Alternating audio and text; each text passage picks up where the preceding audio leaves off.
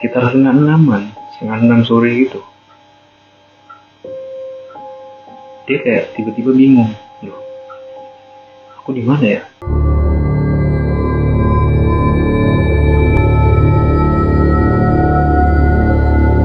Kayak ngeliat kok kiri kanan tuh penuh sawit semua gitu.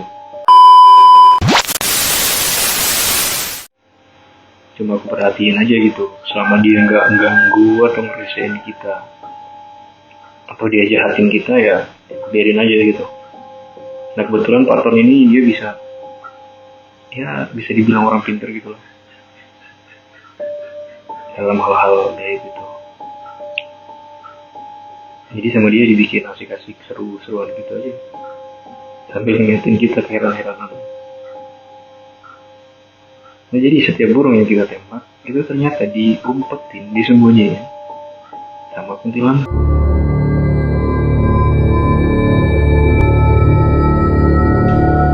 Kuntilanak menunggu kebun di situ lah, kebun sawit itu. Jadi kami nggak takut gitu, kayak cuma ketawa aja gitu. Nah punya usut ternyata memang di situ angker.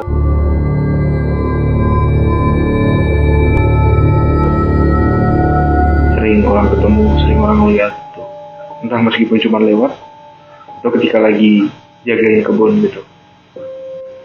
Nah karena aku baru datang, jadi kan aku nggak tahu cerita-cerita sebelumnya kayak mana. Nah barulah mereka ngomong, sebenarnya temanku yang muji yang punya senapan satu lagi, dia juga udah tahu kayak di sini tuh sebenarnya angker, tapi ya nggak ganggu secara langsung gitu lah. Ya cuma sebelumnya sih nggak gini katanya, ya nggak sering gitu lah. Biasanya dapet, cuma ini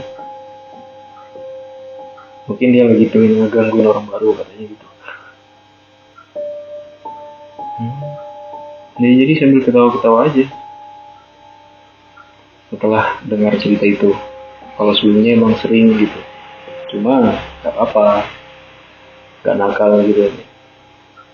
Nah baru kali ini aja dia sampai ngumpetin banyak burung buat bercandain kita, katanya gitu.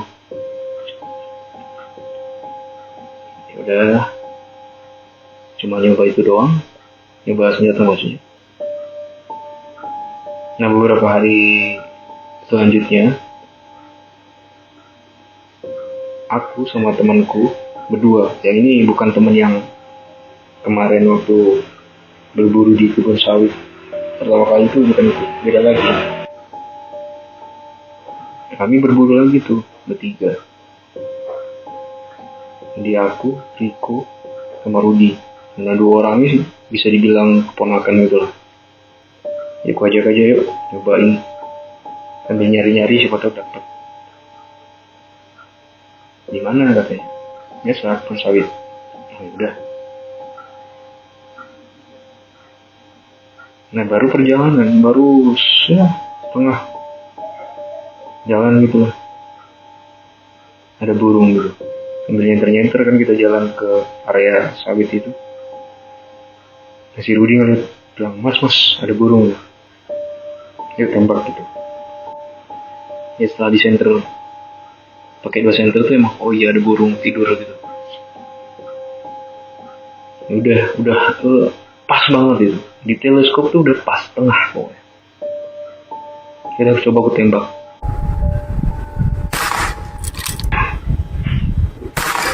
Setelah nembak itu, kami bertiga diem, kayak kayak saling lihat-lihatan gitu. Perasaan tadi yang kita senter burung, kenapa udah nggak ada? Ya, ketika ditembak, yang ada di situ tuh bukan burung, tapi kayak tonjolan kayu gitu.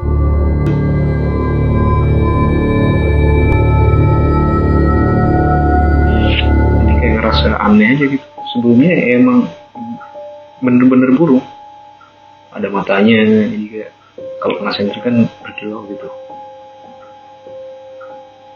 Kok pas ketika ditembak, burung itu tuh ngilang, nggak ada gitu. Oh ya udahlah, Mungkin tadi gitu saya lihat. Ya udah, kita jalan lagi ke kebun sawit. Dan apesnya, kejadian yang sebelumnya keulang lagi.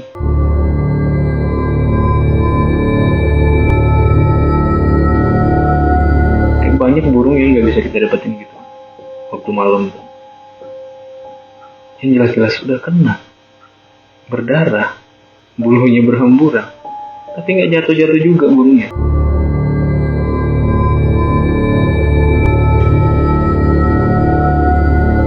Jadi sekitar beberapa kali ya nembak dapet, maksudnya dapet sasaran, kena. Ya pulang lagi lah. Ya ini kali ini lebih banyak, sekitar 5 ekor lah. Itu sasaran 5 ekor, berhubung kita udah dapet, yaudah kita pulang.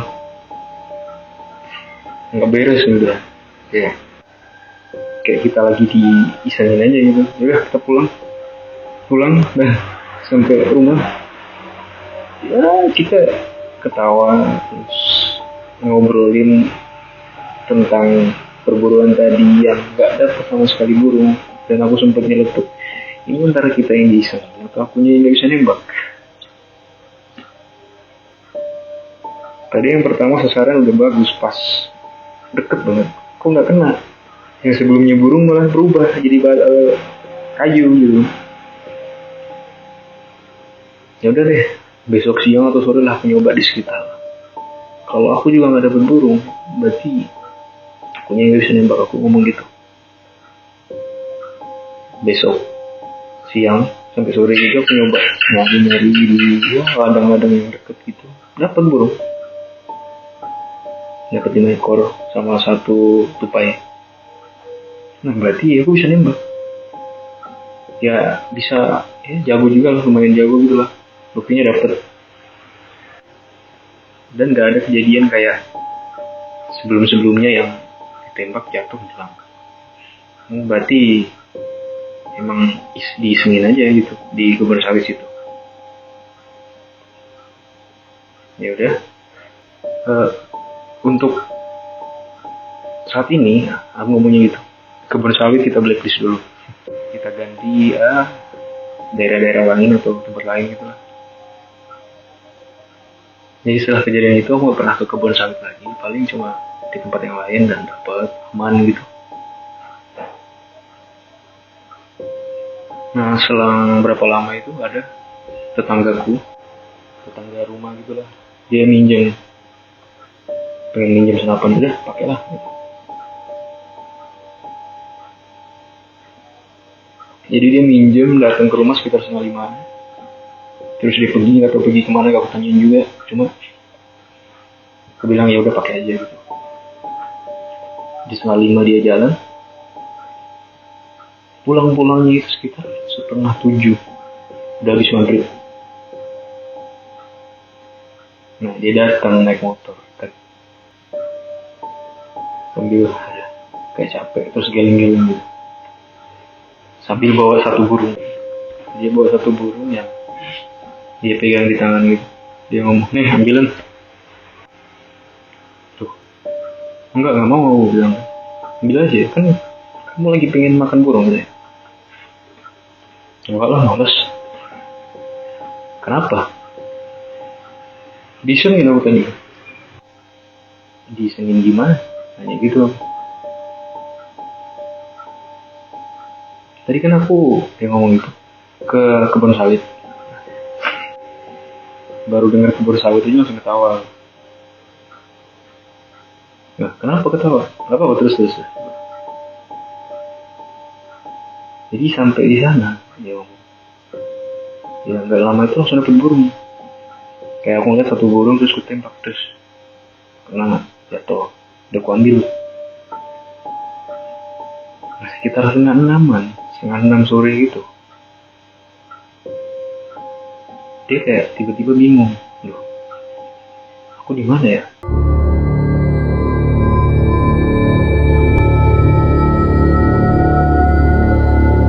Kayak ngeliat kok kiri kanan tuh penuh sawit semua gitu. Ya emang itu kebun sawit sih, tapi biasanya kalau kita ngeliat lorong-lorong atau jalur-jalur sawit itu tetap kelihatan jalan gitu. Jadi ketahuan mana jalan arah sana sini itu tetap ketahuan. Ada penanda gitu. Nah dia ngomongnya tuh nggak kelihatan, kayak tiba-tiba kebun sawit ini besar lebar gitu. Kayak ngerasa ini bukan kebun sawit yang biasanya gitu. Oh ya udahlah, dia katanya dia tetap jalan aja sambil nyari-nyari burung, udah nggak ketemu. Jadi target buruan itu udah nggak ada kelihatan sama sekali. Sampai sekitar 1 jam dia di dalam kebun, keliling jalan gitu, nggak nemu-nemu jalan. Sampai dia mikir, wah ini salah, udah kesorean, maghrib gue, kayaknya aku disesatin.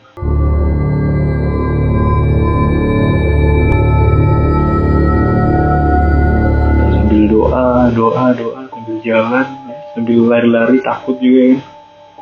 Soalnya nggak nemu-nemu jalan, muter-muter situ doang, jalan ke sana, ngerasanya balik lagi ke situ, ngerasa balik lagi.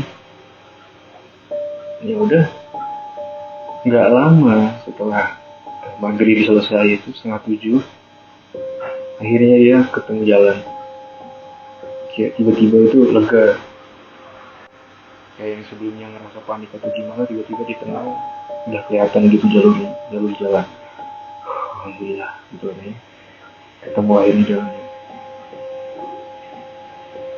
Ya udah, dia cepet-cepet buru-buru naik ke motornya terus ngebut kabur pulang.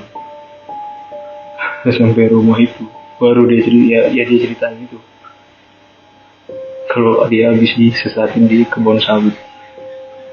Ya udahlah, akhirnya kami sedikit ngobrol sebelum dia pulang. Kalau sebelumnya kami seringnya buru malam di situ, tapi ya gitu sering digangguin juga, tapi nggak sampai disesatin jalan itu nggak.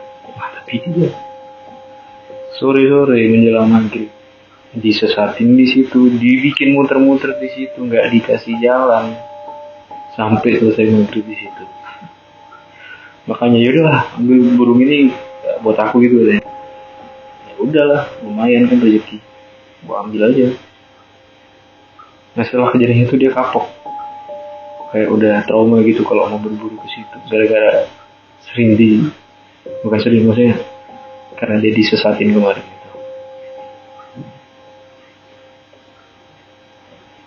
Jadi untuk kebun sawit itu udah nggak pernah aku datengin lagi, kayak berburu di situ udah skip lah, nggak mau lagi, males. Jadi sekian cerita tentang kebun sawit. Ya ibaratnya penunggu kebun sawit lah. Jadi yang jelas mungkin uh, yang kuatnya atau penjaga yang ya tuannya di situ mungkin kuntilanak gitu lah.